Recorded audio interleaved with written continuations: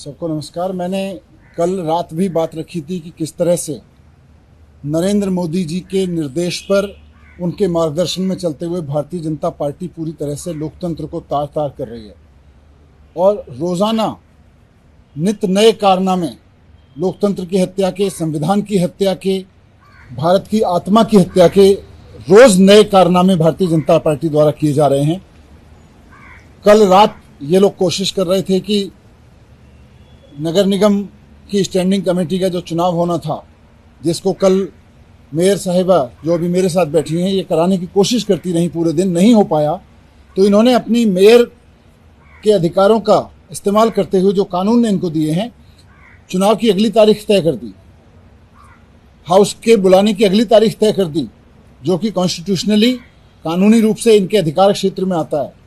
लेकिन एलजी साहब ने पहले तो कमिश्नर को आदेश दिए कि रात को 10 बजे तक चुनाव करवा दिए जाएं। कमिश्नर को आदेश दिए और मेयर ना मिले तो डिप्टी मेयर को पकड़ लो, डिप्टी मेयर ना मिले तो किसी भी सीनियर काउंसलर को पकड़ के चुनाव करा दो। रात भर बीजेपी के लोग वहां पे बैठे रहे, बाकी काउंसलर्स इधर उधर चले गए, ना कांग्रेस के काउंसलर थे वहां, ना आम आदमी पार्टी के थे। रात को शायद मुझे लगा उन्हें बुद्धि आई होगी, उन्होंने चुनाव टाला, रात को 10 बजे नहीं कराया, लेकिन अब फिर 1 बजे तक चुनाव करवा रहे हैं। ये क्या षड्यंत्र है, क्या लूटा जा रहा है इनका?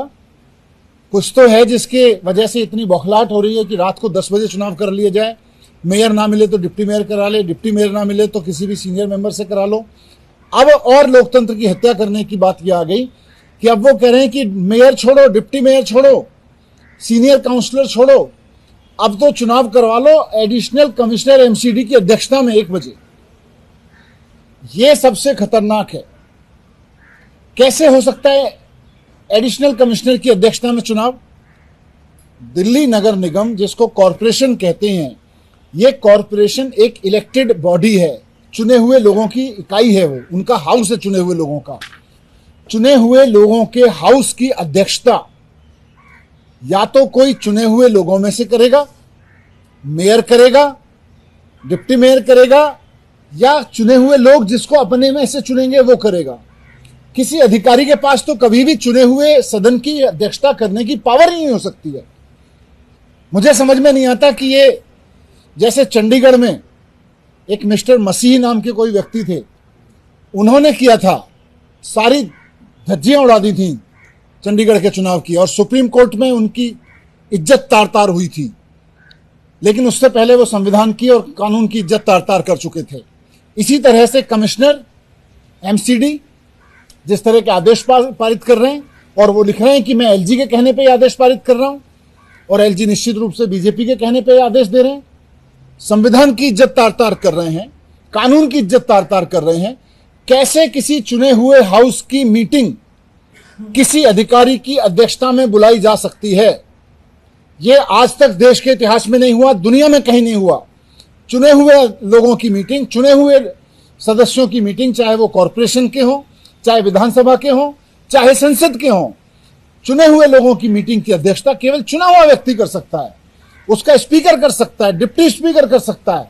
कल को भारतीय जनता पार्टी चाहेगी, इसीलिए इनके बारे में कहा जाता था ना इनको संविधान की इज्जत है, ना ये लोकतंत्र की इज्जत करते हैं। क्योंकि कल को अगर भारतीय जनता पार्टी चाहेगी तो क्या किसी विधानसभा की मीटिंग अगर स्पीकर अवेलेबल ना हो, या स्पीकर ने किसी और तारीख को मीटिंग बुला रखी हो, तो स्पीकर की अध्यक्षता की जगह किसी एडिशनल सेक्रेटरी की अध्यक्षता में विधानसभा की मीटिंग करवाई जा सकती है? क्या संसद की मीटिंग किसी एडिशनल सेक्रेटरी या सेक्रेटरी की अध्यक्षता में करवाई जा सकती है?